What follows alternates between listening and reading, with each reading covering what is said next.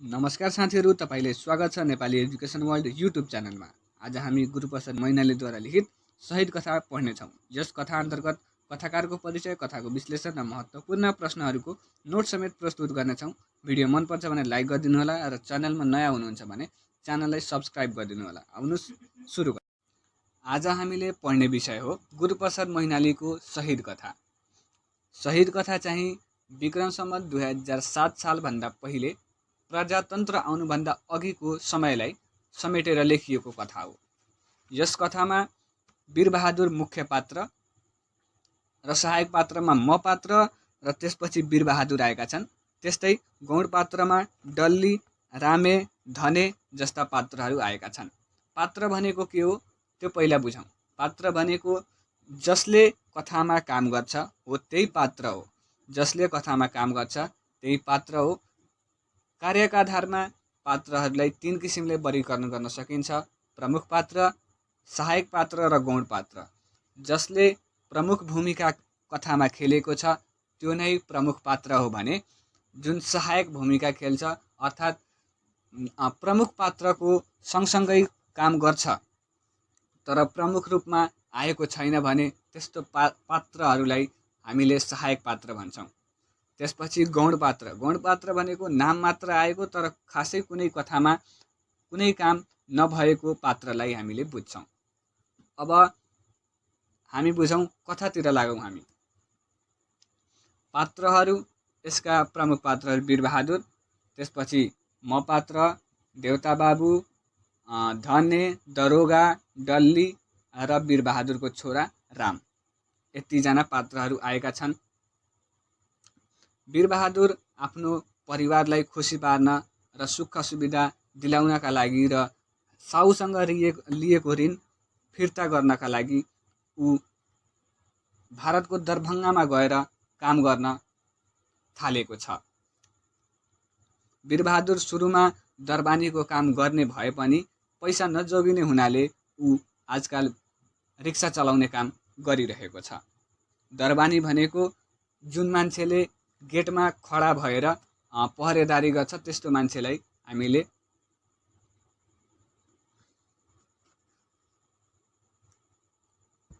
त्यस्तो व्यक्तिलाई दरबानी भनिन्छ।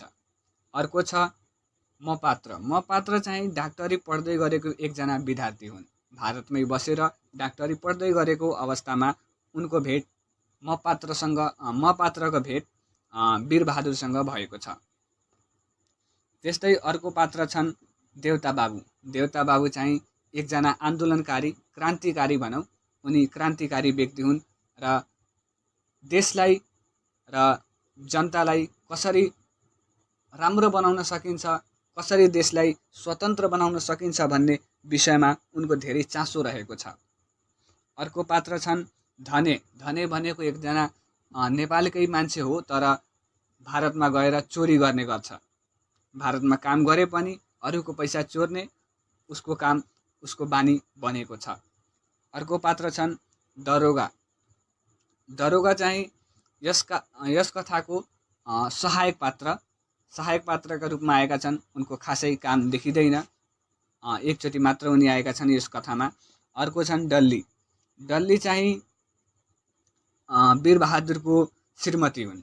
वीरबहादुरको श्रीमती हुन् डल्ली र उनको एकजना छोरा छ। छोराको नाम वीरबहादुरको छोराको नाम राम।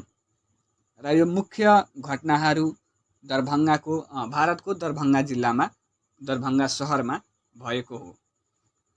अब हामी कथानकतिर लागौँ। कथानक भनेको कथाको मुख्य विषयवस्तु के छ, मुख्य घटनाहरू के छन् त्यसका बारेमा हामी अब चर्चा गर्नेछौँ। शहीद कथामा वीरबहादुर विदेशमा रिक्सा चलाएर जीवन निर्वाह गर्ने व्यक्ति हो। शहीद कथाका वीरबहादुर जुन पात्र छन् उनी चाहिँ भारतको दरभङ्गा जिल्लामा रिक्सा चलाएर आफ्नो गुजारा चलाउने व्यक्ति हुन्। उसले डल्लीलाई बिहे गर्दा 100 रुपियाँ लिएको थिए। उनले डल्लीलाई बिहे गर्दा आफूसँग पैसा नभएको कारण साहुसँग 100 रुपियाँ लिए। त्यही ब्याजको स्याज गर्दा 10 वर्षमा रु 500 भयो। तर साहुले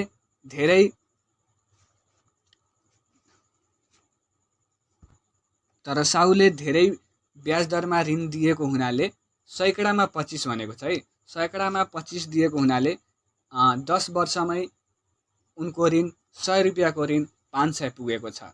3 बाली लाग्ने 20 मुरी मसिनो धान फल्ने खेत बन्धक राखेकोले खेत खन्न वा राखी पैसा कमाउन उद्देश्यले पसेको हो।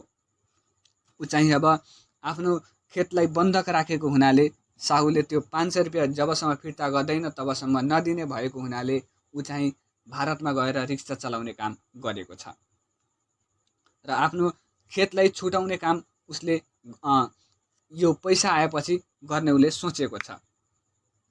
ऊ चिठी लेखाउन म पात्र कहाँ पुग्छ र चिठी लेखिसकेपछि दङ्ग पर्छ।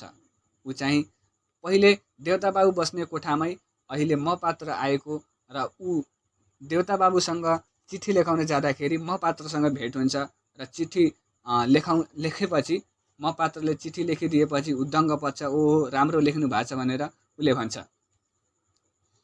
चिठीमा लेखिएको हुन्छ दरबानीमा लाउन खान मात्र पुग्ने 1 पैसा नजोगिने हुनाले आजकल रिक्सा चलाउने काम गरिरहेको छु।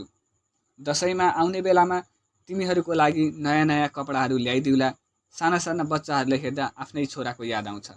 उसले के भनेको छ भने दसैँमा आउने बेलामा नयाँ नयाँ कपडाहरू ल्याइदिउला र पहिले दरबानीको काम गरे पनि अहिले चाहिँ त्यसमा फाइदा नभएको हुनाले अहिले रिक्सा चलाउने काम गरिरहेको छु र दसैँमा आउँदाखेरि पैसा जब मसँग हुन्छ तब म नयाँ नयाँ कपडाहरू किनिदिउला, नयाँ नयाँ कपडाहरू ल्याइदिउला उसले भनेको छ। एक दिन दुःख गरेर कमाएको पैसा पनि नुवाकोटको धनबहादुर छेत्रीले ट्रङ्क फोडेर चोर्छ। एक दिन के हुन्छ भने जुन धने छ, नेपालकै मान्छे हो धने, उसले चाहिँ ट्रङ्क फोडेर दुःखले कमाएको पैसा पनि एक दिन ट्रङ्क फोडेर सबै पैसाहरू लुट्छ, सबै पैसाहरू चोरेर भाग्छ। यतिसम्म गर्छ कि त्यसमा लत्ता कपडाहरू पनि छोड्दैन, सबै लिएर भागेको छ। आफ्नै देशको मानिस भएकोले ऊ उजुरी पनि गर्दैन र कर्मको फल पाउँछ भनेर आशा गर्छ। उसले के भनेको छ भने आफ्नै देशको मानिस हो, अब के गर्नु, उजुरी पनि के गर्नु, उसले आफ्नो कर्मको फल एक दिन अवश्य पनि भोग्ने नै छ भनेर उसले छोडिदिन्छ। अर्को पटक धने अर्थात् धनबहादुर अर्को नेपालीको कुम्लो चोरेर भाग्न खोज्दा पक्राउ पर्छ। तर एउटा नेपाली पक्राउ परेकोमा ऊ खुसी हुँदैन। अर्को पटक धनबहादुर जब एकजना नेपाली मुसाफिरको, एकजना नेपाली यात्रुको कुम्लो चोरेर, कुम्लो भनेको जुन मानौ न पहिले जस्तो कपडामा बेरेर राखिन्थ्यो, कपडामा बाँधेर सामानहरू राखिन्थ्यो, त्यसलाई कुम्लो भन्छ। अहिले भन्दाखेरि सुटकेस होला। त्यसपछि त्यो समयमा कुम्लो नै बोक्ने गर्थे मानिसहरू। त्यो कुम्लो चाहिँ चोरेर भाग्दाखेरि प्रहरीले पक्राउ गर्छ र तर वीरबहादुर चाहिँ त्यो पक्राउ परेकोमा खुसी चाहिँ हुँदैन है। अर्को पटक धने अर्थात् धनबहादुर अर्को नेपालीको कुम्लो चोरेर भाग्न खोज्दा पक्राउ पर्छ, तर एउटा नेपाली पक्राउ परेकोमा ऊ खुसी हुँदैन। एकचोटि चेतोस भन्नका लागि मात्रै उसले छोडाउन चाहदैन। एकचोटि चेतोस भन्नको लागि मात्रै उसले छोडाउन जानेको छैन, छोडाउन जाँदैन। किनभने उसले दरोगालाई भन्दाखेरि, एकचोटिमै भन्दाखेरि उसले चाहिँ छोडाइदिन सक्छ, उसको त्यति पावर छ। तर पनि उसले एकचोटि चेतोस् न भनेर भन्नका लागि मात्रै उसले छोडाएको छैन। विदेशमा भएर पनि नेपालीहरूको लागि बिरामी परेको बेला अस्पतालमा लैजाने, स्याहार सुसार गर्ने, मरेकालाई घाटसम्म पुर्याउने, दाह संस्कार गर्ने जस्ता कार्यहरू गर्छ। ऊ चाहिँ एकदमै देशका मानिस भन्ने बित्तिकै आफ्नो मान्छे जस्तो लाग्छ उसलाई। उसले गरिब तथा असहाय व्यक्तिहरूलाई, त्यस्तो बिरामी परेका व्यक्तिहरूले अस्पताल लैजाने, आफैले स्याहार सुसार गर्ने, आफैले खाना खुवाउने र यदि मरेको छ भने त्यसलाई कोही मान्छे छैन भने घाटसम्म पुर्याइदिने, दाह संस्कारसम्म गर्ने उसले गरेको छ।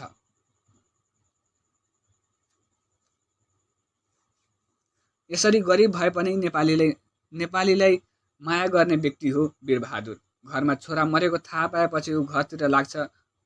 घर फर्किने क्रममा गोरखपुरमा उसको भेट देउता बाबुसँग हुन्छ। उसको एक दिन चिठी आउँछ, उसको छोरा रामको चाहिँ मृत्यु भएको छ। ऊ चाहिँ हतारमा स्टेसनतिर लाग्छ। तर स्टेसनमा उसले के देख्छ भने त्यहाँ उसको भेट देउता बाबुसँग हुन्छ, जसको कोठामा ऊ पहिले चिठी लेखाउन जान्थ्यो। त्यही मान्छे हो देउता बाबु। देउता बाबुसँग भेट भएपछि देउता बाबुले के भन्नुहुन्छ भने नेपालमा चलिरहेको आन्दोलनको क्रान्ति सफल पार्नका लागि देउता बाबुले वीरबहादुरसँग मुक्ति सेनामा भर्ती हुन आग्रह गर्छन्। मुक्ति सेनामा चाहिँ भर्ती हौ र नेपाललाई सेवा गर, नेपालमा चलिरहेको क्रान्तिलाई सफल पार्नका लागि अहिले देशलाई युवाहरूको आवश्यकता छ, त्यसैले घर नजाऊ, अब चाहिँ हामी क्रान्तिमा जानु पर्यो, क्रान्ति गर्नु पर्यो, लडाइँमा लड्नु पर्यो भनेर उनले भनेका छन्। मुक्ति सेनामा भर्ती भई विराटनगर जान्छ र घाइते भएर मपात्रले काम गरिरहेको अस्पतालमै भर्ती हुन आउँछ। यसरी मपात्रले कुराहरू सोध्दा सबै वृत्तान्त बताउँछ। यसरी चाहिँ उसले विराटनगरमा जान्छ र घाइते हुन्छ, लड्दा लड्दै ऊ घाइते हुन्छ। त्यसपछि उसले मपात्रले काम गरिरहेको अस्पतालमा, जुन मपात्रले स्वयंसेवक बनेर काम गरिरहेका छन्, त्यही अस्पतालमा आएर ऊ भर्ना हुन्छ। भर्ना भएपछि उनले केही समय त्यहीँ बिताउँछ र मपात्रले सोद्धाखेरि किन तिमी अस्पतालमै आयो, तिमी त घर जान लागेका थियौ भनेर सोद्धाखेरि उसले सबै आफ्नो कहानी वृत्तान्त सबै बताउँछन्। त्यसको केही दिनपछि उसले वीरगति प्राप्त गरेको कुरा मुक्ति सेनाका सिपाहीहरू हात हतियार सहित हातमा माला लिएका र ठुला राष्ट्रिय झन्डाभित्र एउटा लास राखेको नारा लगाउँदै गरेको कुराबाट पुष्टि हुन्छ। इन्कलाब जिन्दाबाद, वीर शहीद जिन्दाबाद, वीरबहादुर जिन्दाबाद, यत्तिकैमा कथा अन्त्य हुन्छ। लास्टमा के हुन्छ भने उसको चाहिँ मृत्यु हुन्छ र मृत्यु भएपछि मुक्ति सेनाका जुन अरू सिपाहीहरू छन् हात हतियार सहित फुलमाला लिएर र एउटा ठुलो राष्ट्रिय झन्डाभित्र एउटा लास राखेर उनीहरू भन्दै गर्छन् इन्कलाब जिन्दाबाद, वीर शहीद जिन्दाबाद, वीरबहादुर जिन्दाबाद। यसरी नारा लगाउँदै र लास लिएर आउँदै गरेको कुराबाट र वीरबहादुरको नाम पनि त्यसमा जोडिएको हुनाले वीरबहादुर शहीद भएको कुरा यसबाट पुष्टि हुन्छ। अब अर्को क्वेसन रहेको छ, अर्को महत्त्वपूर्ण प्रश्नहरूमा गुरूप्रसाद मैनालीका कथागत प्रवृत्तिहरू उल्लेख गर्नुहोस् भनेर यसरी क्वेसनहरू दिन सक्छ।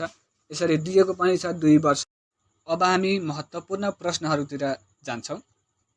पहिलो प्रश्न रहेको छ गुरूप्रसाद मैनालीका कथागत प्रवृत्तिहरू उल्लेख गर्नुहोस्।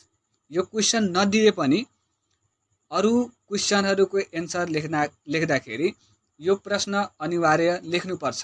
यो प्रश्नको उत्तर चाहिँ हामीले अलिकति भए पनि यसलाई चाहिँ हेडलाइनमा लेख्नुपर्ने हुन्छ। त्यसैले यो क्वेसन भनेको सबभन्दा इम्पोर्टेन्ट क्वेसन हो, यसलाई कहिले पनि बिर्सनु हुँदैन। यो क्वेसनलाई 2073मा र 2074मा गरी 2 चोटि सोधेको रहेछ। गुरूप्रसाद मैनालीका कथागत प्रवृत्तिहरू उल्लेख गर्नुहोस् भनेर क्वेसन आयो भने यिनै हुन् गुरूप्रसाद मैनाली, फोटोमा देखिएका व्यक्ति नै हुन् गुरूप्रसाद मैनाली। यिनको परिचय अब गर्दाखेरि नाम गुरूप्रसाद मैनाली भइहाल्यो। जन्ममिति 2057 साल 5 को महिना 23 गते धनकुटामा भएको हो। त्यस्तै मृत्यु भनेको 2028 साल 2 को महिना 25 गते काठमाडौँमा भएको हो। शिक्षा भनेको स्व अध्ययन, आफैले अध्ययन गरेर धेरै कक्षा कोठामा धेरै नपढे पनि आफैले स्व अध्ययन गरेर घरमै बसेर किताबहरू किनेर त्यस्ता अध्ययन गरेका हुन्। त्यसपछि नोकरी वा सेवा भनेको अब काम के गरे उनले निजामती र न्याय सेवाका विभिन्न कार्यालयमा विभिन्न पदमा काम गरेको। अब उनले सरकारी जागिर पनि खाए, न्यायका सेवामा पनि उनले काम गरे भनेको जुन वकिलहरू हुन्छन्, जजहरू हुन्छन्, त्यस्तामा पनि उनले काम गरेका हुन्। उनको पहिलो कथाकृति भनेको विक्रम सम्वत 1992 सालमा शारदा पत्रिकामा प्रकाशित नासो कथा। नासो कथा नै प्रथम आधुनिक कथा हो। नासो कथा नै प्रथम आधुनिक कथा हो र यो 1992 सालमा शारदा पत्रिकामा छापिएको थियो। यो क्वेसन एकदमै इम्पोर्टेन्ट छ। यो क्वेसनलाई चाहिँ 1 मार्कको क्वेसनमा पनि सोध्न सक्छ। 1 मार्कको क्वेसनमा जुन टिक लगाउने क्वेसन आउँछ त्यसमा पनि यो सोध्न सक्छ। 1992 मा वा यसरी सोध्न सक्छ, पहिलो आधुनिक कथाकार भनेर कसलाई चिनिन्छ? गुरूप्रसाद मैनाली। पहिलो आधुनिक कथा भनेको कुन हो? त्यसपछि हामीले भन्ने नासो। र पहिलो आधुनिक कथा कहिले प्रकाशित भयो? 1992। पहिलो आधुनिक कथा कुन पत्रिकामा प्रकाशित भयो भनेर सोद्धाखेरि 1992 मा शारदा पत्रिकामा भनेर हामीले भन्नु पर्यो। अर्को छ प्रमुख कृतिहरू। प्रमुख कृतिहरू कुनै हुन्? नासो 2020 मा जुनमा 11 वटा कथा सङ्ग्रहहरू छन्, जसमध्ये नासो जुन हामीले कक्षा 11 मा पनि पढिसकेका छौँ। त्यसपछि परालको आगो, अभागी, शहीद जुन हामीले पढ्दैछौँ अहिले। त्यसपछि छ छिमेकी। छिमेकी पनि हामीले कम्पलसरी नेपालीमा 11 कक्षामै पढेका हौँ। त्यसपछि छ कर्तव्य, विधा, प्रायश्चित, प्रत्यागमन। प्रत्यागमन चाहिँ हामीले कक्षा 10 मा पढेका हौँ। त्यसपछि पापको परिणाम, चिताको ज्वाला, यो चाहिँ हामीले पढेका छैनौँ। यसमध्ये हामीले 1 2 3 4 वटा कथाहरू हामीले पढिसकेका छौँ। अब उनका गुरूप्रसाद मैनालीका प्रमुख कथागत प्रवृत्तिहरू, उनले कस्ता खाले कथा लेख्छन्, उनका विशेषताहरू के छ भनेर अब हामीले भन्नु पर्यो। पोइन्टमा यो लेखिए पनि यसलाई हामीले चाहिँ एन्सर लेख्दाखेरि यसलाई मिलाएर वाक्यमा चाहिँ मिलाएर लेख्नुपर्ने हुन्छ। पहिला पोइन्टमै डिस्कस गरौँ, त्यसपछि हामीले कसरी लेख्ने त्यो चाहिँ हामीले अर्को क्वेसनमा डिस्कस गर्ने नै छौँ। ल हेरौँ। प्रथम आधुनिक कथाकार 1992 सालमा शारदा पत्रिकामा नासो कथा प्रकाशित गराएपछि उनी चाहिँ प्रथम आधुनिक कथाकार बने। त्यसपछि समाजको यथार्थ घटनाबाट कथा सुरु गरेर आदर्शमा कथा टुङ्ग्याउँछन्, तसर्थ उनी सामाजिक आदर्शोन्मुख यथार्थवादी कथाकार हुन्। समाजको यथार्थ घटना जुन गल्ती छैन, सही एकदम सही घटनालाई, समाजमा घट्ने सही घटनाहरूलाई यथार्थ घटनाहरूबाट सुरु गरेर आदर्शमा कथा टुङ्ग्याउँछन्। भनेको आदर्शमा कथा टुङ्ग्याउनु भन्दाखेरि के हो भने मान्छे होस् त यस्तो काम गर्ने मान्छे अति राम्रो, यस्तो बुहारी राम्रो, यस्तो श्रीमान राम्रो, यस्तो मानिस राम्रो भनेर जुन हामीले भन्छौँ त्यस्तोलाई आदर्श भन्छ। हो, त्यस्तो आदर्शमा टुङ्ग्याउँछन्, तसर्थ उनी सामाजिक आदर्शोन्मुख यथार्थवादी कथाकार हुन्। समाजका घटनाहरू लेख्ने, आदर्शमा टुङ्ग्याउने, आदर्शोन्मुख भइहाल्यो। त्यसपछि यथार्थ पनि हुन्छन्, यथार्थवादी कथाकार हुन्। त्यसैले हामीले उनलाई के भन्न सक्छौँ भने तसर्थ उनी सामाजिक आदर्शोन्मुख यथार्थवादी कथाकार हुन्। अर्को पोइन्ट छ, गुरूप्रसाद मैनालीका कथाहरू प्राय पारिवारिक परिवेशमा आधारित हुन्छन्। गुरूप्रसाद मैनालीका कथाहरू प्राय पारिवारिक परिवेशमा आधारित हुन्छन्। जुन हामीले नासो पढ्यौँ त्यो पनि परिवारमै छ, छिमेकी पढ्यौँ त्यो पनि परिवारमै छ, लगभग एकै ठाउँमा घर भएको परिवारै जस्तो हो।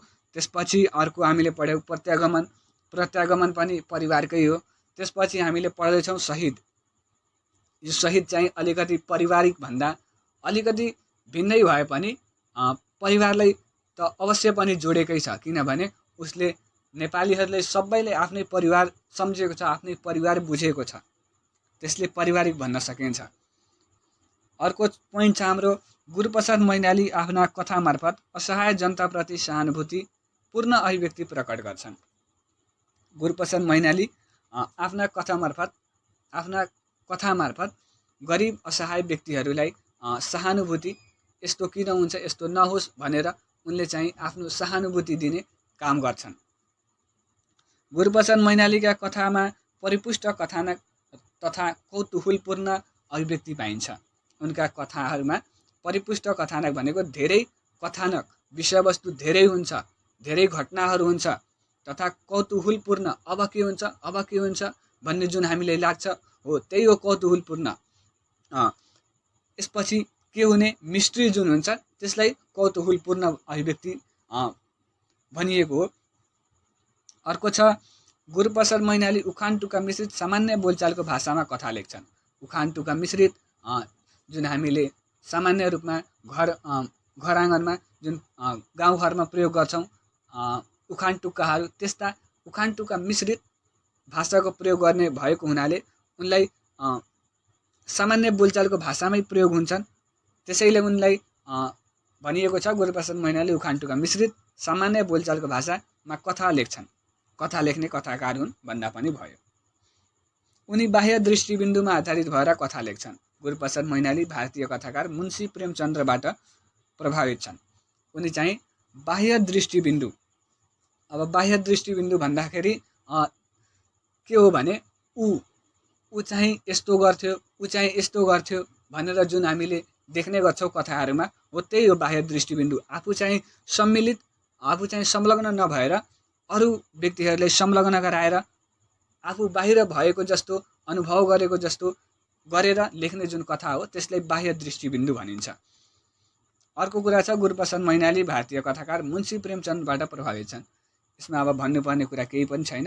भारतीय कथाकार हुन् मुन्सी प्रेमचन्द। उनका कथाहरूबाट प्रभावित भएको, उनको कथा राम्रो लागेर उनै जस्तो भन्ने मान्छे इच्छा भएको र उनै जस्तो लेख्ने प्रयास गरेका हुन्। अर्को छ गुरूप्रसाद मैनालीका कथाहरू विषयवस्तु घटना र परिवेशका दृष्टिले उपन्यास झै देखिन्छ। अब उपन्यास भनेको कथाभन्दा लामो हुन्छ, ठुलो हुन्छ, त्यसैले भनेको छ गुरूप्रसाद मैनालीका कथाहरू विषयवस्तु घटना र परिवेशको दृष्टिले उपन्यास झै देखिन्छ भन्दाखेरि ठुलो देखिन्छ, विषयवस्तु पनि ठुलो, घटना पनि ठुलो, परिवेश पनि ठुलो देखिन्छ। हाम्रो अर्को क्वेसन रहेको छ शहीद कथाको मूल भाव, मूल आशय, मूल कथ्य, मूल उद्देश्य, दिन खोजेको सन्देश, प्रस्तुत गरेको विचार लेख्नुहोस्। यो जतिसुकै क्वेसन घुमाए पनि कुरा एउटै हो, एउटै एन्सर लेख्नुपर्छ। शहीद कथाको मूल भाव भनेको पनि त्यही हो, मूल आशय भनेको पनि त्यही, मूल कथ्य भनेको पनि त्यही, मूल उद्देश्य भनेको पनि त्यही, दिन खोजेको सन्देश पनि त्यही, प्रस्तुत गरेको विचार हो पनि त्यो पनि त्यही हो भनेर लेख्नुहोस् भनेर आयो भने त्यसमा अब सुरुमा मैले भनिसकेको छु शहीद कथाको कुनै पनि क्वेसन आउँदाखेरि गुरूप्रसाद मैनालीको परिचय अनिवार्य हुन्छ, लेख्नै पर्छ, नलेखे हुँदैन। त्यसैले अब जुन हामीले माथि पोइन्ट लेखेका थियौँ त्यो पोइन्टहरूलाई मिलाएर अब हामी लेख्ने प्रयास गर्छौँ। हेरौँ कसरी हुन्छ। शहीद कथा गुरूप्रसाद मैनालीद्वारा लिखित कथा हो। आदर्शोन्मुख यथार्थवादी कथाकार गुरूप्रसाद मैनाली गरिब, पीडित, शोषित, दमित वर्गप्रति सहानुभूति र शोषक वर्गप्रति आक्रोश व्यक्त गर्ने कथाकार हुन्। हामीले दुईटा पोइन्टलाई एकैमा जोड्यौँ। आदर्शोन्मुख यथार्थवादी कथाकार गुरूप्रसाद मैनाली गरिब, पीडित, शोषित, दमित वर्गप्रति सहानुभूति र शोषक वर्गप्रति जुन शोषण गर्ने वर्गहरू छन्, जुन अन्याय अत्याचार गर्ने वर्गहरू छन्, तिनीहरूप्रति आक्रोश व्यक्त गर्ने भनेको आफू रिसाएको, त्यस्तो आफूलाई मन नपरेको कुरा उनले व्यक्त गर्छन्। उखान टुका मिश्रित सामान्य बोलचालको भाषा प्रयोग गर्ने मैनाली पारिवारिक परिवेशको चित्रण गर्ने कथाकार हुन्। हामीले दुईटा माथिको पोइन्ट थियो, त्यो दुईटा पोइन्टहरूलाई मिलाएर एउटैमा हामीले लेखेका छौँ। त्यसपछि विक्रम 1992 सालमा सादा पत्रिकामा नासो कथा प्रकाशन गराउने मैनाली प्रथम आधुनिक नेपाली कथाकार हुन्। 1992 सालमा जब उनले आफ्नो नासो कथा प्रकाशन गराए तब उनले चाहिँ प्रथम आधुनिक कथाकार बने। शहीद कथा नासो कथा सङ्ग्रह अन्तर्गत सङ्कलित रहेको छ। शहीद कथा चाहिँ त्यही जुन 11वटा कथाहरू छन् नासोको, त्यही नासो कथा सङ्ग्रह अन्तर्गत रहेको छ। अर्को छ यस कथाले नेपाली गरिब तथा निम्नवर्गीय पात्र वीरबहादुरका माध्यमबाट प्रजातन्त्र ल्याउनु अघिको सेरोफेरो र भारतमा मजदुरी गर्ने नेपालीहरूको जनजीवनलाई प्रस्तुत गरेको छ। अर्को चाहिँ के भनेको छ भने यस कथाले नेपाली गरिब तथा निम्नवर्गीय, गरिब भनेकै निम्नवर्गीय पात्र हुन् वीरबहादुरका माध्यमबाट चाहिँ प्रजातन्त्र ल्याउनु अघिको भनेको 2007 सालभन्दा अघि जुन बेला नेपालमा राणा शासन थिए त्यो बेलाको समयलाई यसले देखाएको छ। अघिको सेरोफेरो र भारतमा मजदुरी गर्ने नेपालीको जनजीवनलाई प्रस्तुत गरेको छ। त्यसबेला चाहिँ नेपालमा काम नपाएर जुन विदेशिएका छन् युवाहरू, त्यसको चाहिँ भारतमा मजदुरी गर्ने युवाहरूको कस्तो हालत छ, कस्तो अवस्था छ भन्ने देखाउनका लागि पनि यो कथाको रचना गरिएको हो, यो कथा लेखिएको हो।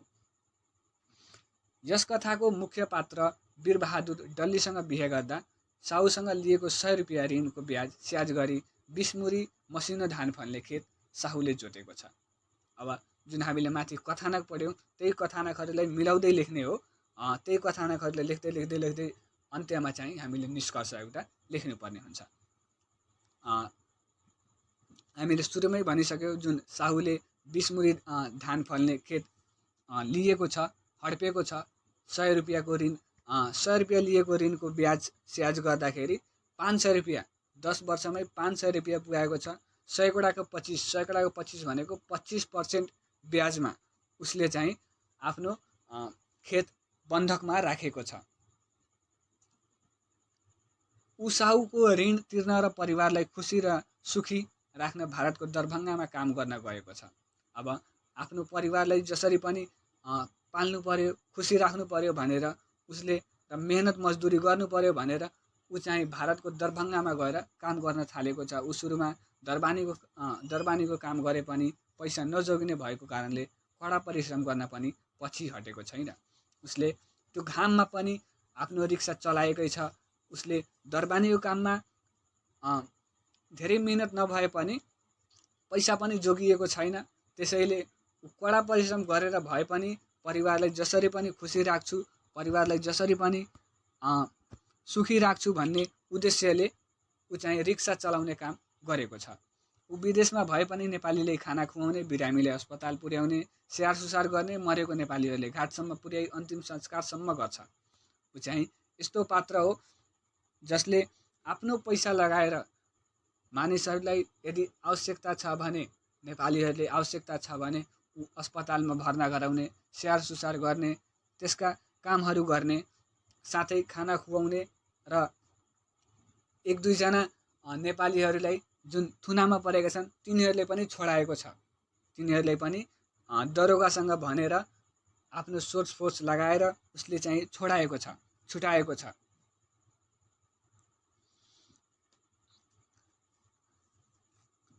भारतमै बस्दा उसको भेट देउता बाबुसँग हुन्छ। भारतमै बस्दाखेरि उसको भेट चाहिँ देउता बाबुसँग भएको छ। देउता बाबु जुन चाहिँ पहिले त्यही कोठामा बस्थे, अहिले चाहिँ त्यसमा मपात्र आएर बसेका छन्। मपात्र भनेको डाक्टरी पढ्दै गरेको एकजना विद्यार्थी हुन्।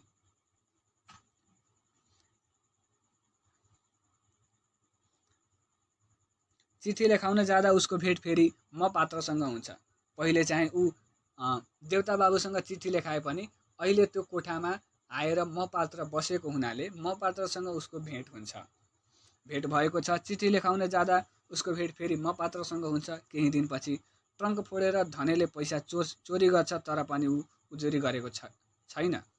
उसले चाहिँ उजुरी गरेको छैन किनभने उसलाई नेपालीको माया छ। उसलाई आफ्नो मान्छे भनेको नेपाली हो, नेपाली भनेको आफ्नो परिवार जस्तो लाग्छ उसलाई। त्यसैले ऊ चाहिँ उजुरी गर्दैन।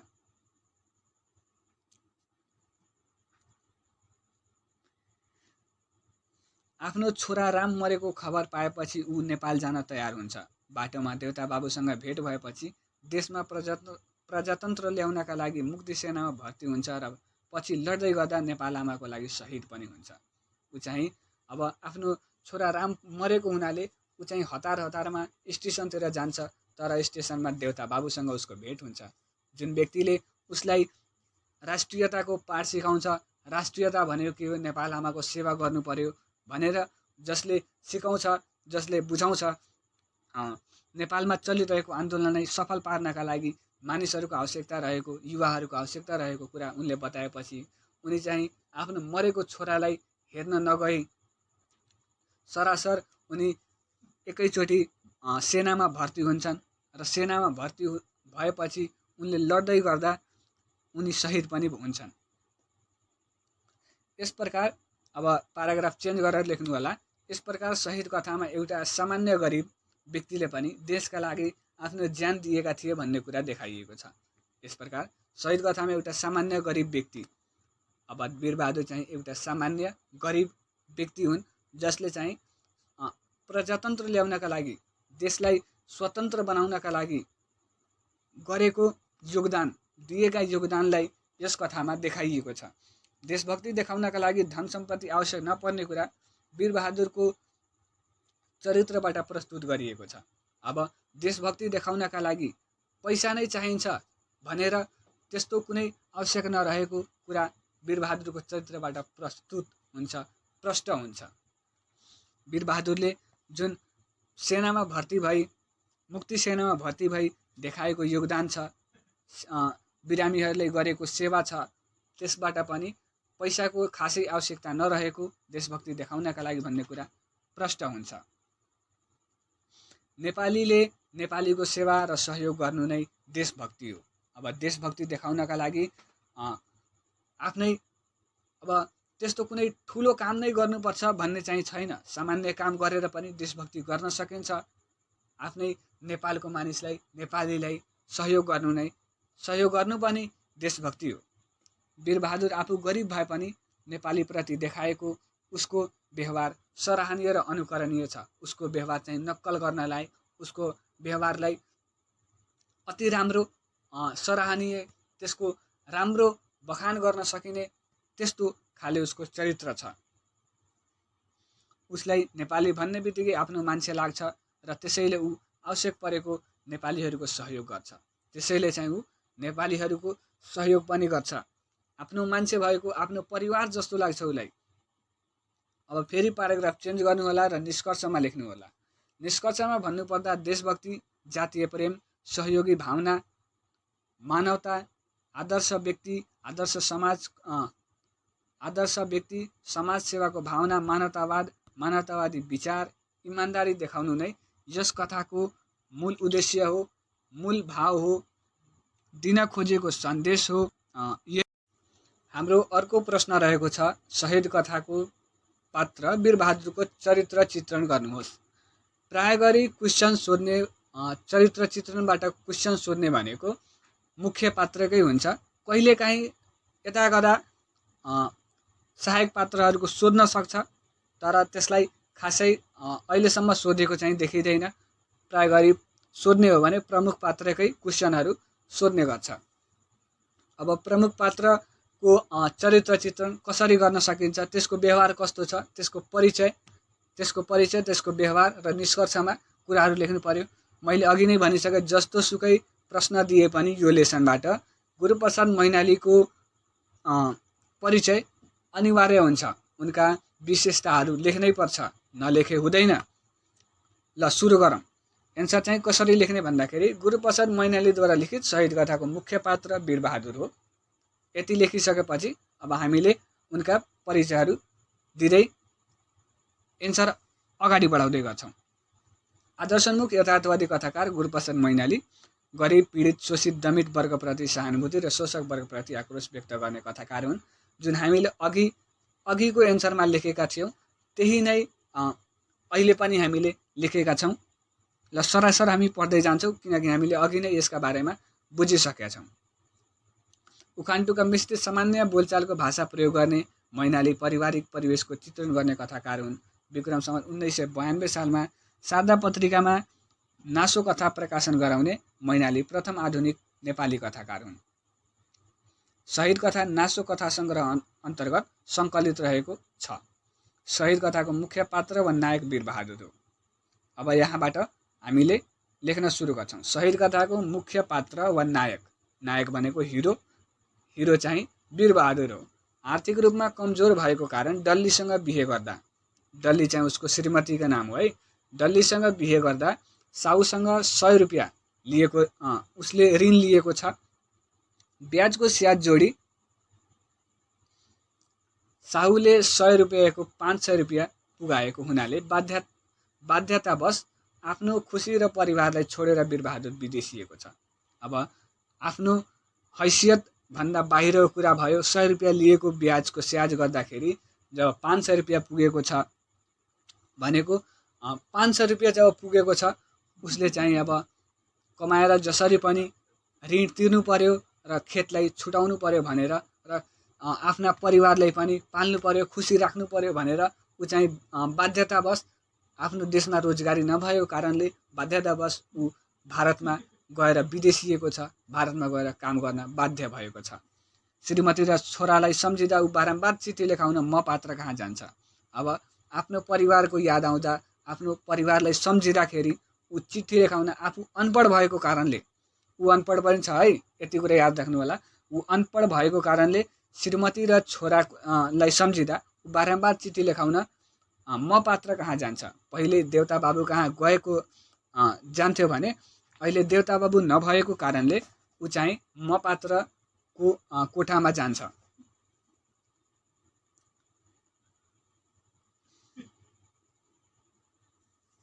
सुरुमा दरबानीको काम गरे पनि पैसा जम्मा गर्न नसकेको कारण ऊ रिक्सा चालक बनेको छ। सुरुमा दरबानीको काम गर्दाखेरि जुन गेटकिपर हुन्छ, गेटमा जुन बस्ने मान्छे हो त्यो चाहिँ दरबानी हो, दरबान हो। त्यो काम गरे पनि सुरुमा त्यो काममा पैसा नजोगिन हुनाले ऊ चाहिँ अहिले रिक्सा चालक भएको छ। रिक्सा चलाएर भए पनि पैसा जम्मा गर्छु भन्ने उसको चाहिँ सोच छ। रिक्सा चालक भए पनि नेपालीको सहयोगका लागि सधैँ तयार रहने वीरबहादुर राष्ट्रप्रेमी र समाजसेवी व्यक्ति हो। ऊ चाहिँ आफ्नो मान्छे भन्दाखेरि ऊ नेपाली भन्दाखेरि आफ्नो मान्छे, आफ्नो परिवार जस्तो लाग्छ उसलाई। त्यसैले उसलाई राष्ट्रप्रेमी भन्न सकिन्छ।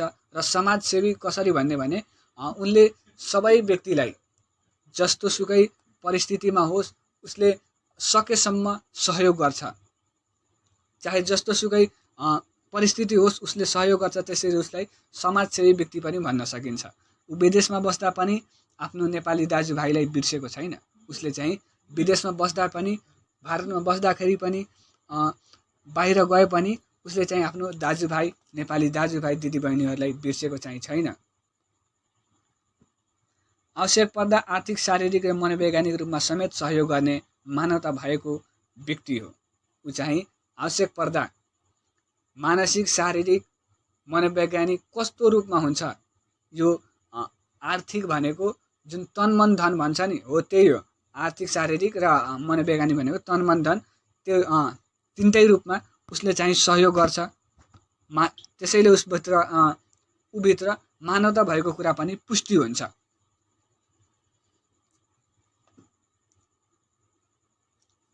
नेपालीलाई सहयोग गर्ने उसको बानी नै बनेको छ। नेपालीलाई सहयोग गर्ने यति उसले सहयोग गर्छ कि उसलाई मानव त्यो बानी नै बनेको छ, बानी नै परेको छ। बिरामीलाई अस्पताल लैजाने, स्याहार सुसार गर्ने, खाना खुवाउने, मरेकालाई घाटसम्म पुर्याउने, अन्तिम संस्कार गर्ने भएकोले आर्थिक रूपमा विपन्न भए पनि व्यवहारिक रूपमा ठुलो व्यक्ति भएको देखिन्छ। आर्थिक रूपमा ऊ विपन्न भए पनि आफू थोरै कमाए पनि धेरै धनी मान्छे जस्तो, धनी मान्छेले सहयोग गर्ने जस्तो गर्छन् त्यस्तो मान्छे बन्न पुगेको छ। त्यसैले उसलाई एउटा ठुलो व्यक्तिको रूपमा पनि हामीले चिन्न सक्छौँ। उसको हैसियत नभए पनि उसको व्यवहारबाट हामीले उसलाई ठुलो व्यक्ति मान्नुपर्छ, ठुलो व्यक्ति सम्झिनुपर्छ। आफ्नो छोरा रामको मृत्युको खबर सुनेपछि ऊ नेपाल फर्किने निधो गर्छ। तर बाटोमा देखिएको देउता बाबुको सल्लाह अनुसार नेपालमा चल्दै गरेको जनक्रान्तिलाई सफल पार्न जनमुक्ति सेनामा भर्ती हुन्छ। ऊ चाहिँ ऊभित्र यति देशभक्ति छ, यति राष्ट्रप्रेम छ कि आफ्नो छोरा मरेको छ, डल्ली एक्लै छ, डल्ली उसको श्रीमती एक्लै छ, बिचारा रुँदै होलिन् भनेर सोध्छ। तर पनि नेपालमा चल्दै गरेको आन्दोलनमा ऊ सहभागी हुन्छ। किनभने देशलाई स्वतन्त्र बनाउनु छ, देशमा अमन चयन गर्नु छ, देशलाई विकास गर्नु छ भनेर ऊ अघि बढ्छ र जनक्रान्तिमा, जनमुक्ति सेनामा गएर भर्ती हुन्छ। र लड्दै गर्दा ऊ चाहिँ शहीद पनि हुन्छ, वीरगति प्राप्त गर्छ। यसरी हेर्दा शोषक सामन्त वर्गको चेपुवामा परेको भनेको शोषक सामन्त वर्गहरूले, साहुले त्यसलाई हेपे पनि, उसको सैकडाको 25 लिए पनि, उसलाई 100 रुपियाँको 500 रुपियाँ गरिदिए पनि, उसको ऋणको 100 रुपियाँको 500 रुपियाँ गरिदिए पनि ऊ चाहिँ निस्वार्थ रूपमा नेपालीलाई सहयोग गर्ने असल राष्ट्रभक्त हो, असल देशभक्त व्यक्ति हो वीरबहादुर। किनभने उसले नेपालीलाई जति सहयोग गरेको छ त्यति कसैले पनि गरेको छैन। त्यसैले उसलाई असल राष्ट्रभक्त भन्न सकिन्छ, असल देशभक्त, देशप्रेमी, राष्ट्रप्रेमी व्यक्तिका रूपमा हामीले लिन सक्छौँ। किनकि निस्वार्थ रूपमा उसले कुनै पनि आफ्नो स्वार्थका लागि कसैलाई सहयोग गरेको छैन। ऊ चाहिँ निस्वार्थ रूपमा सबैलाई सहयोग गर्छ। यसरी कथामा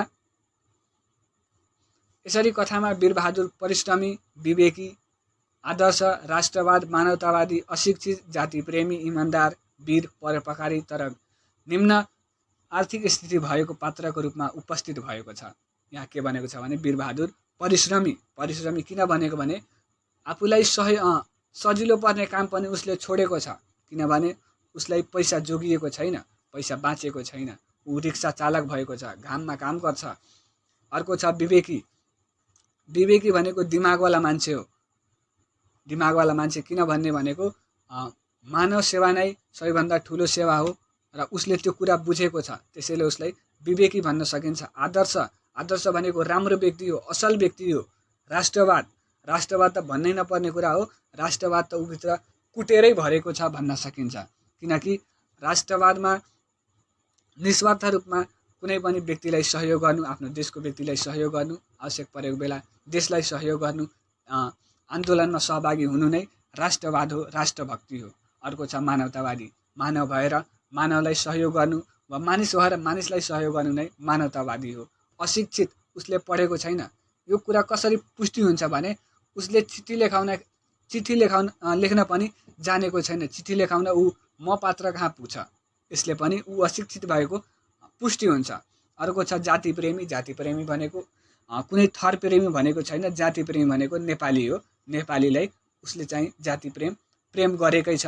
अर्को छ इमान्दार, ऊ चाहिँ कसैको त्यस्तो पैसा चोर्ने, डाका गर्ने, लुट्ने, कसैलाई हेप्ने त्यस्तो मान्छे होइन, ऊ इमान्दार हो। अर्को छ वीर भनेको कसैसँग नडराउने, जनक्रान्तिमा उसलाई थाहा छ गोली लाग्न सक्छ तर पनि ऊ गएको छ, यसबाट ऊ वीर हो भन्न सकिन्छ। परोपकारी भनेको अरूलाई सहयोग गर्ने, अरूलाई सहयोग त गरेकै छ तर निम्न आर्थिक स्थिति भएको पात्रको रूपमा उपस्थित भएको छ। तर तल्लो आर्थिक स्थिति भनेको पैसा थोरै भएको, गरिब भएको मान्छेको रूपमा ऊ चाहिँ कथामा उपस्थित भएको छ। परिवारभन्दा देशलाई ठुलो मान्ने वीरबहादुर सबै नेपालीको लागि अनुकरणीय पात्र हो। यहाँ के भनेको छ भने परिवारभन्दा देशलाई ठुलो मान्ने वीरबहादुर नेपालीको लागि सबै नेपालीको लागि अनुकरणीय पात्र हो। ऊ चाहिँ ऊ नक्कल गर्ने लायक पात्र हो। उसलाई चाहिँ नक्कल गर्न सकिन्छ। सबै नेपालीहरूले नक्कल गर्यो भने एक दिन देश अवश्य पनि विकसित हुन्छ, देशमा अमन चयन हुन्छ, देशमा शान्ति हुन्छ, देश विकास हुन्छ भन्न सकिन्छ। हाम्रो अर्को र अन्तिम प्रश्न रहेको छ, सप्रसङ्ग व्याख्या गर्नुहोस्। एक दिन मर्नु त छँदैछ, मानिसले मर्न जान्नु पर्दछ। जुन जातिले मर्न जान्दछ बाँच्न पनि त्यसैले जानेको हुन्छ। यो भनाइ चाहिँ वीरबहादुरलाई भनिएको है। यो भनाइ चाहिँ देउता बाबुले नेपाल आमाको सेवा गर्नुपर्छ भन्ने सन्दर्भमा वीरबहादुरलाई सम्झाउँदै भनेका हुन्। अब हामी हेर्छौँ यसलाई व्याख्या कसरी गर्ने। सप्रसङ्ग व्याख्या गर्नु पर्यो भनेर यो हामीलाई दिएको प्रश्न हो। यसलाई चाहिँ व्याख्या गर्नु पर्यो। व्याख्या गर्दा पनि हामीले कसरी गर्ने भनेको जुन हामीले सुरुमा गऱ्यौँ कथाकारको परिचय, त्यो यसमा पनि अनिवार्य छ, यसमा पनि दिनुपर्छ र दिएपछि यसका बारेमा पनि हामी डिटेलमा के लेख्नुपर्छ भनेर त्यसपछि हामीले चर्चा गर्नेछौँ। प्रस्तुत कथ्यांश, यो कथाको अंश भएको हुनाले हामीले यसलाई कथ्यांश भन्छौँ। गद्यांश पनि भन्न सकिन्छ। प्रस्तुत गद्यांश वा कथ्यांश भन्दाखेरि कुनै फरक चाहिँ पर्दैन। प्रस्तुत कथ्यांश गुरुप्रसाद मैनालीद्वारा, यहाँ अलिकति मिस्टेक भएको छ है, द वारा लेखा छ, यो आधी द हो, आधी दमा लेख्दाखेरि यो तल आउँछ द र द्वारा हुन्छ। प्रस्तुत कथ्यांश गुरुप्रसाद मैनालीद्वारा लिखित शहीद कथाबाट साभार गरिएको हो भनेको शहीद कथाबाट लिइएको हो, झिकिएको हो भन्ने कुरा हो।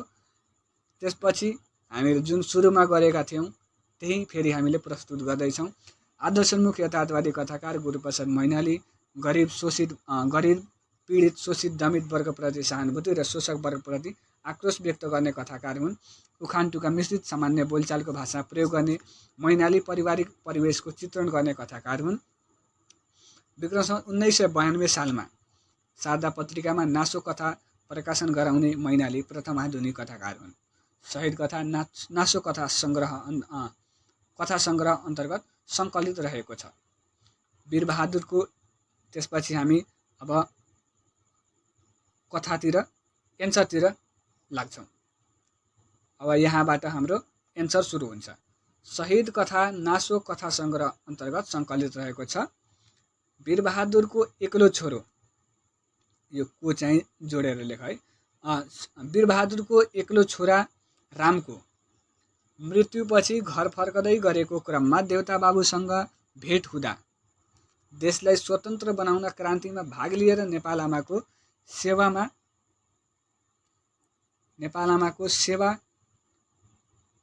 आमाको सेवा गर्नुपर्छ भन्ने सन्देश दिन देउता बाबुले वीरबहादुरलाई भनेका हुन्। ल यहाँ के भएछ भने जब उसको वीरबहादुरको छोरा मरेको छ, छोरा मरेपछि ऊ चाहिँ भेट्न जाँदाखेरि डल्लीलाई आफ्नो श्रीमतीलाई भेट्न जाँदा र आफ्नो छोराको लास हेर्न जाँदाखेरि उसले बाटोमा देउता बाबुसँग भेट भएको छ। उसको भेट भएपछि देउता बाबुले सम्झाउँदै भनेका छन्, बुझाउँदै भनेका छन्, देशमा चलिरहेको आन्दोलनलाई सफल पार्न र देशलाई स्वतन्त्र र विकसित बनाउनका लागि चलिरहेको आन्दोलनमा सहभागी हुनका लागि उनले आग्रह गर्दै सम्झाउँदै भनेका हुन्। एक दिन त मर्नु नै छ, सबैले मर्छ, तर जो मानिस देशका लागि मर्छ सबैले उसलाई याद राख्छन्, तर जो यस्तै मर्छन् उसलाई खासै कसैलाई मतलब हुँदैन, 2-4 दिनपछि सबैले बिर्सिहाल्छ भन्ने कुरा देखाउँदै उनले वीरबहादुरलाई भनेका छन्। नेपाल आमाको सेवा गर्नुपर्छ भन्ने सन्देश दिन देउता बाबुले वीरबहादुरलाई भनेका हुन्। यो भनाइ चाहिँ कसको हो भन्दाखेरि देउता बाबुको हो, जुन वीरबहादुरलाई भनिएको हो। अब त्यसपछि हामीले प्याराग्राफ चेन्ज गर्दै अब लेख्छौँ हामी, देउता बाबुले वीरबहादुरलाई राष्ट्रप्रेम र वीरता सिकाउँछन्। उनले चाहिँ देउता बाबुले वीरबहादुरलाई राष्ट्रप्रेम र वीरता चाहिँ सिकाएका छन्। कसरी वीर हुने, कसरी लड्ने भन्ने कुरा उनले सिकाएका छन्। साथै राष्ट्रप्रेम भनेको के हो, राष्ट्रलाई कसरी माया गर्ने त्यो कुरा पनि सिकाएका छन्। त्यसबेला नेपालमा तत्कालीन शासन व्यवस्था अर्थात् निरङ्कुश राणा शासनको विरुद्ध नेपालमा आन्दोलन चलिरहेको थियो। त्यसबेला चाहिँ 2007 सालभन्दा अघिको कुरा हो यो। त्यसबेला चाहिँ नेपालमा चल्दै गरेको आन्दोलन कसको विरुद्धमा थियो भने निरङ्कुश राणा शासनको विरुद्धमा चाहिँ थियो। जुन राणा शासनहरूले 104 वर्ष आफ्नो शासन गरे, त्यो चाहिँ त्यसको विरोधमा आन्दोलन हुँदै थियो। नेपालमा सुशासन र शान्ति स्थापनाका लागि चलिरहेको क्रान्तिमा नेपालका धेरै वीरहरूले आफ्नो ज्यानको बाजी लगाई क्रान्तिमा होमिँदै थिए।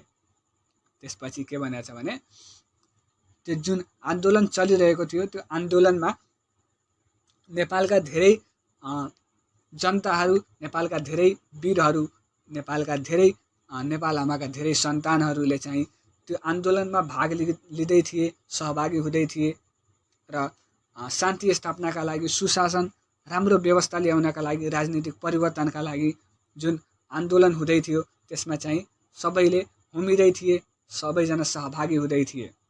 नेपालमा चलिरहेको आन्दोलनमा सहभागी भई कसरी नेपाल आमाको सेवा गर्न सकिन्छ भन्ने कुरा देउता बाबुले वीरबहादुरलाई सिकाउँदै र सम्झाउँदै भनेका छन्। नेपाल आमालाई कसरी सहयोग गर्ने, कसरी नेपाल आमाको सेवा गर्ने भन्ने कुरा सिकाउँदै उनले चाहिँ देउता बाबुले वीरबहादुरलाई यो भनेका हुन्। यो संसारमा कोही पनि अमर छैन, यो संसारमा कोही पनि अमर छैन, जन्मेको मानिस एक दिन अवश्य पनि मर्ने नै छ। देशका लागि ज्यान दिने व्यक्तिलाई सबैले सम्मान र आदर गर्छ। एक दिन आखिर सबैले मर्नु नै छ, तर बेकारमा मरेको के फाइदा। आखिर आज नमर्ने भए पनि 2-4 वर्ष 20 वर्षपछि त सबैले मर्नु नै छ। जब मर्छ 2-4 दिनपछि सबैले बिर्सिदिन्छ, तर जुन मान्छे देशको लागि मर्छ, जुन मान्छे शहीद हुन्छ, त्यो मान्छेलाई सबैले सम्मान पनि गर्छ, आदर गर्छ र त्यस्तो मान्छेलाई सबैले हरेक समयमा सम्झिरहन्छन्। त्यस्तो मान्छेलाई इतिहासमा त्यस्तो मान्छेहरूको इतिहासमा नाम लेखिन्छ भनेर उनले सम्झाएका छन्।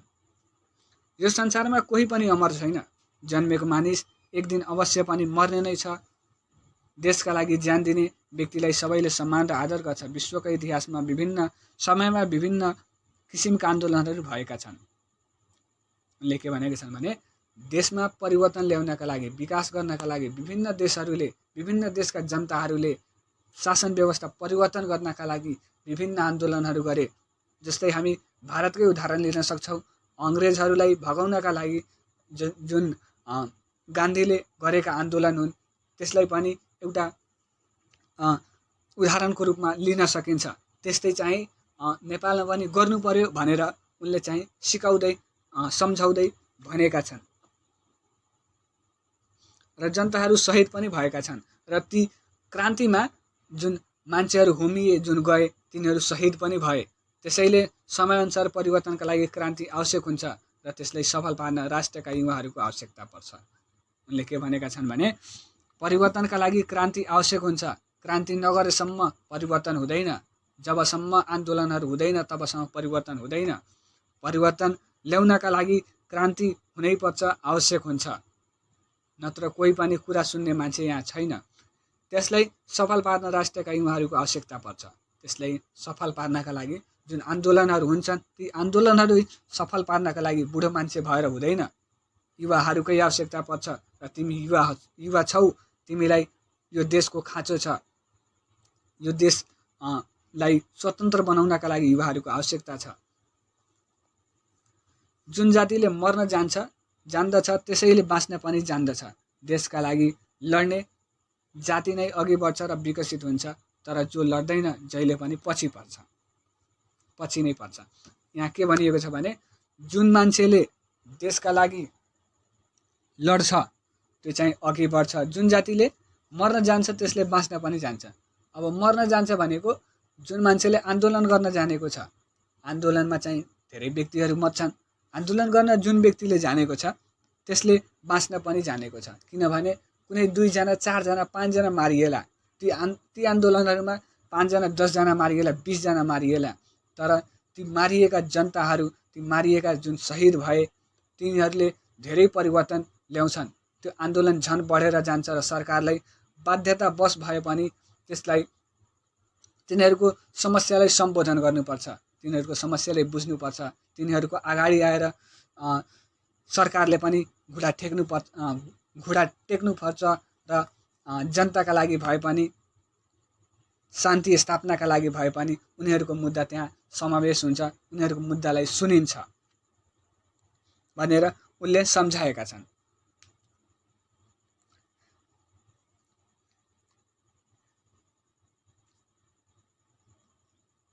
जुन जातिले मर्न जान्दछ त्यसैले बाँच्न पनि जान्दछ। देशका लागि लड्ने जाति नै अघि बढ्छ र विकसित हुन्छ। जुन जातिले लड्छ त्यो जाति नै विकसित हुन्छ, ती जातिहरूको नै विकास हुन्छ, उत्थान हुन्छ। तर जो लड्दैन जहिले पनि पछि नै पर्छ। जो लड्दैन, जसले आफ्नो समस्याहरू नै भन्दैन, तिनीहरूको समस्या कसले सुन्ने? र समस्या भनेर मात्र हुँदैन, त्यो सुनाउनका लागि एउटा हल्ला मचाउनु पर्छ। त्यो हल्ला मचाउनका लागि पनि जनक्रान्ति आवश्यक हुन्छ। क्रान्ति गर्नै पर्छ, आन्दोलन गर्नै पर्छ, अनि मात्र सरकारले सुन्छ भन्ने कुरा उनले यसरी भनेका छन्। पछि पर्छ र दुःख पाउँछ। अब जो पछि पर्यो त्यो जहिले पनि दुःख पाउने हो, दुःख पाउँछ नै।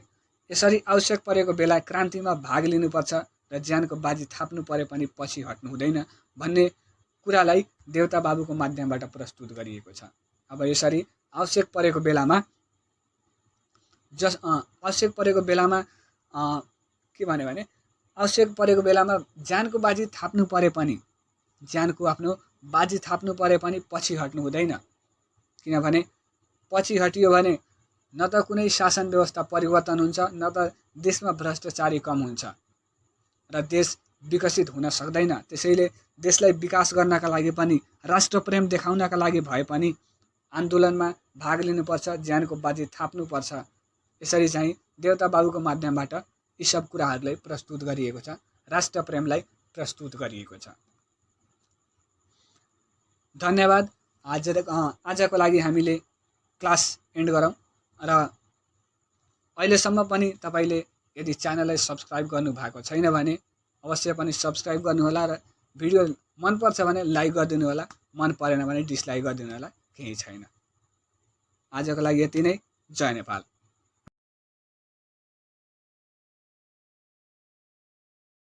नमस्कार साथीहरू, तपाईँले स्वागत छ नेपाली एजुकेसन वर्ल्ड युट्युब च्यानलमा। आज हामी गुरुप्रसाद मैनालीद्वारा लिखित शहीद कथा पढ्नेछौँ। यस कथा अन्तर्गत कथाकारको परिचय, कथाको विश्लेषण र महत्त्वपूर्ण प्रश्नहरूको नोट समेत प्रस्तुत गर्नेछौँ। भिडियो मनपर्छ भने लाइक गरिदिनु होला र च्यानलमा नयाँ हुनुहुन्छ भने च्यानललाई सब्सक्राइब गरिदिनु होला। आउनुहोस् सुरु।